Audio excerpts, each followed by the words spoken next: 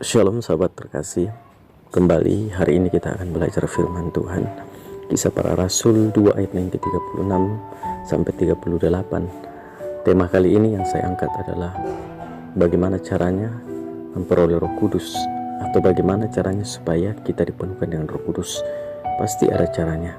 Oleh sebab itu banyak orang tidak tahu caranya, sehingga mereka berpikir bahwa Roh Kudus itu hanya diberikan kepada hamba-hamba Tuhan atau orang-orang khusus. Padahal firman Tuhan katakan bahwa Roh Kudus itu dijanjikan bagi semua orang. Jadi siapapun itu, baik hamba-hamba Tuhan, baik kita jemaat biasa, Tuhan mau supaya kita dipenuhkan dengan Roh Kudus. Cara yang pertama yang Tuhan mau supaya kita dipenuhkan dengan Roh Kudus adalah kita melimpah dengan firman Tuhan. Supaya kita melimpah dengan firman Tuhan, otomatis kita harus mendengarkan firman Tuhan. Tuhan mau kita merenungkan firman itu siang dan malam. Dalam Mazmur 1 ayat yang kedua, itu yang menjadi kehendak Tuhan dalam kehidupan kita. Dan kita juga tahu bahwa dalam 2 Timotius 3 ayat 16, firman Tuhan itu Tuhan ilhamkan. Yang pertama adalah untuk mengajar kita, menyatakan kesalahan, memperbaiki kelakuan, mendidik orang dalam kebenaran. Jadi ini yang menjadi manfaatnya kita mendengarkan firman Tuhan. Yang selama ini mungkin kita katakan bahwa yang saya lakukan itu benar, tapi kalau kita ukur secara firman Tuhan itu tidak benar, ya kita diajar untuk memperbaiki kelakuan kita dan mendidik orang dalam kebenaran. Jadi itu yang menjadi manfaat kita mendengarkan firman Tuhan. Dan yang ketiga adalah kalau kita sudah mendengarkan firman Tuhan, dalam 1 Yohanes 2 ayat 27 dikatakan di situ, tidak perlu kita diajar lagi. Yang mengajar kita adalah pengurapan yang ada di dalam kita, Roh Kudus itu. Tidak perlu kita diajar oleh orang lain, tapi Roh Kudus itu yang mengajar kita, dalam artian bahwa kalau tidak ada firman dalam kehidupan kita, yang mana yang Roh Kudus mau ajarkan, yang mana yang Roh Kudus ingatkan. Karena kalau kita melimpah dengan firman Tuhan, kita dipenuhkan dengan Roh Kudus, ketika kita mulai melangkahkan kaki ke hal-hal yang tidak sesuai dengan kebenaran firman Tuhan, maka Roh Kudus itu yang akan mengingatkan kita dengan cara dia ingatkan kita firman Tuhan selama ini kita baca. Dan kita tahu juga bahwa firman Tuhan itu merupakan pelita bagi kaki kita dan terang bagi jalan kita. Mazmur 119 ayat 105, firman Tuhan berkata bahwa firman itu adalah terang, firman itu adalah pelita bagi kaki kita. Jadi kalau firman itu terang, firman itulah yang menyatakan kesalahan kita. Artinya selama ini kalau kita hidup dalam kegelapan, perbuatan kita itu gelap, maka dengan adanya firman, maka itu akan diterangi sehingga kita boleh memperbaiki. Dan kemudian itu yang menjadi terang untuk menjalani kehidupan kita. Tanpa firman, maka perjalanan kehidupan kita tidak akan tahu mau kemana, karena perjalanan kita akan menjadi gelap. Jadi itulah pentingnya kita mendengarkan firman Tuhan. Dan kita tahu bahwa firman Tuhan itu adalah Allah sendiri. Yohanes 1 ayat yang pertama, pada mulanya adalah firman, firman itu bersama-sama dengan Allah, dan firman itu adalah Allah sendiri. Jadi begitu pentingnya bagi kita untuk kita mendengarkan firman Tuhan. Ini syarat yang pertama supaya kita memperoleh Roh Kudus adalah kita melimpah dengan firman Tuhan. Karena Roh Kudus tidak akan masuk ke dalam kehidupan kita yang masih penuh dengan hal-hal duniawi, masih penuh dengan hal-hal dosa. Jadi Tuhan mau firman itu ada dalam kehidupan kita, dan firman itu yang membersihkan kita. Sebab kita tahu Roh Kudus adalah pribadi yang kudus, dia tidak akan masuk ke dalam tempat yang kotor. Oleh sebab itu firman Tuhan itu menjadi firman Tuhanlah yang mengajar kita untuk memperbaiki kelakuan, dan firman itu yang menguruskan kita. Nah, dalam Yohanes 17 ayat yang ke-17 dikatakan, kuduskanlah mereka dalam kebenaran, firman-Mu adalah kebenaran. Kemudian di dalam Yohanes 15 ayat 3 dikatakan di situ, firman Tuhan berkata, kamu memang sudah bersih karena firman yang telah kukatakan kepada kamu. Jadi firman Tuhan ini yang pertama yang menguduskan kehidupan kita. Firman ini yang pertama yang membersihkan kehidupan kita. Nah, dengan kita melimpahnya dengan firman Tuhan, dan adanya firman Tuhan itu yang menjadi patron, itu yang menjadi awasan bagi kita untuk menjalani kehidupan kita, sehingga kehidupan kita tidak lagi berjalan sesuai dengan kemauan kita. kehidupan kita tidak berjalan lagi sesuai dengan keinginan dunia, sehingga firman ini datang menguduskan kehidupan kita. Nah, ketika firman ini sudah menguduskan kehidupan kita, terlalu gampang Roh Kudus untuk masuk dalam kehidupan kita.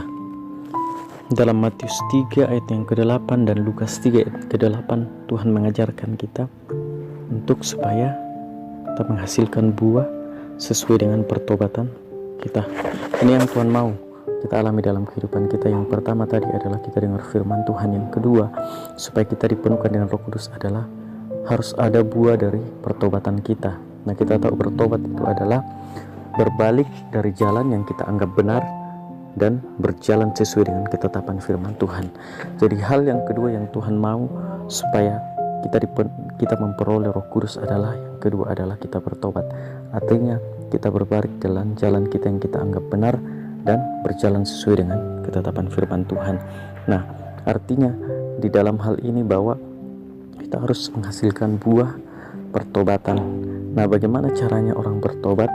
Yang pertama adalah orang bertobat artinya orang mengakui seluruh hal-hal yang dilakukan dulu, mulai dari dia tahu tentang mengetahui, artinya sudah tahu mana yang salah dan yang benar, diakui di hadapan Tuhan dan berbalik dari jalan itu. Nah, bukan hanya cukup sampai di situ. Artinya kalau kita mengakui, jangan cukup kita sendiri mengaku kita pada Tuhan, tapi harus memanggil hamba-hamba Tuhan, pelayan-pelayan Tuhan, atau konselor, atau segala macam pelayan, siapa saja yang sudah dipenuhkan dengan Roh Kudus. Karena saudara harus didoakan. Itu cara yang bertobat yang penting, harus didoakan, dan saudara harus dilepaskan dari segala yang mengikat saudara. Kalau dulunya saudara terikat dengan persinahan, maka orang yang penuh dengan Roh Kudus yang dikasih kuasa oleh Tuhan untuk mendoakan saudara untuk memutuskan segala ikatan kontrak dari roh persinahan tersebut. Jadi memang pada saat kita mengakui di hadapan Tuhan, maka dosa kita diampuni, tapi kontraknya itu masih ada, dan itu perlu namanya doa pemutusan atau doa pelepas. Karena gampang saudara bisa melakukan kembali kalau itu tidak diputuskan dari kehidupan saudara. Ya, yang pertama tadi adalah dengan firman Tuhan. Nah, ketika kita sudah dengar firman Tuhan, maka kita tahu yang selama ini kita lakukan ternyata bertentangan dengan firman Tuhan. Kita berbalik dengan cara bertobat. Ketika kita sudah bertobat, kita harus didoakan oleh seorang hamba Tuhan, ya minimal 2 orang untuk konseling saudara. Kemudian saudara harus mengakui semuanya. Banyak kesaksian pelayanan yang kami layani, mereka ingin dipenuhkan dengan Roh Kudus, mereka ingin memperoleh Roh Kudus, tapi apa? Mereka hanya mengatakan, mereka hanya mengakui dosanya sebagian. Mereka tidak mau mengakui seluruhnya karena malu. Teman-teman, mengakui dosa kepada hamba-hamba Tuhan, orang-orang yang kita percaya, orang yang mengkonseling kita, bukan berarti kita membuka aib kita, tapi kita mau menelanjangi setan. Setiap manusia diberi hati yang baik, tapi kenapa orang bisa melakukan dosa? Oleh karena dorongan daripada iblis. Nah, ketika saudara menyimpan itu, saudara tidak mau mengakui di hadapan hamba-hamba Tuhan, pelayan-pelayan Tuhan yang melayani saudara, maka sulit dan susah bagi saudara untuk bertobat. Banyak kesaksian pelayanan kami ketika kami melayani orang dan mereka jujur mengaku semuanya. Biasa cuma 1-2 kali, 1-2 hari mereka dilayani, mereka sudah dipenuhkan dengan Roh Kudus. Tapi mereka yang hampir tiap hari datang untuk dilayani, tapi mereka tidak mengakui semua dosanya, maka sulit juga bagi orang tersebut untuk penuh dengan Roh Kudus, karena Tuhan butuh pengakuan. Ya, secara pelayanan kami tahu, karena banyak dari antara kami yang mendapatkan karunia-karunia Roh Kudus, baik penglihatan, baik ilham roh. Kita tahu apa yang mereka lakukan, tapi yang Tuhan mau adalah pengakuan sendiri. Kalau kita menanyai mereka, kamu melakukan ini dan tidak diakui, ya artinya dosanya tidak diampuni. Oleh sebab itu sangat penting ketika saudara mendengarkan firman Tuhan, saudara harus bertobat sungguh-sungguh. Nah, di dalam hal bertobat ini 2 hal yang sangat penting, yaitu pengakuan, akui semua, dan yang kedua adalah orang yang mengkonseling saudara, apakah orang yang dipenuhkan dengan Roh Kudus. Karena yang mengkonseling saudara harus orang yang dipenuhkan dengan Roh Kudus, karena dia harus memutuskan segala ikatan-ikatan yang pernah mengikat saudara di masa yang lalu. Seperti yang saya katakan tadi, apakah kita terikat dengan perkataan-perkataan sia-sia, perkataan-perkataan kotor, ya, persinahan, perselingkuhan, segala macam hal kecemaran, itu harus diputuskan. Dan dengan cara apa kita memutuskan? Dengan kuasa apa? Ya, dengan kuasa Roh Kudus. Jadi kalau saudaramu dipenuhkan dengan Roh Kudus, saudaramu doa pelepasan, cari hamba Tuhan yang penuh dengan Roh Kudus. Karena dengan kuasa apa yang dia pakai untuk memutuskan kalau bukan kuasa Roh Kudus? Tidak bisa dipungkiri bahwa banyak pelayan-pelayan Tuhan, banyak hamba-hamba Tuhan yang tidak dipenuhkan dengan Roh Kudus. Cari. Oke. Dan yang ketiga, bagaimana caranya memperoleh Roh Kudus adalah diselamkan atau dibaptis. Penting bagi kita untuk kita diselamkan. Kisah Rasul 19 ayat 1 sampai 5, di situ ada orang tidak dipenuhkan dengan Roh Kudus karena baptisannya belum sesuai dengan firman Tuhan.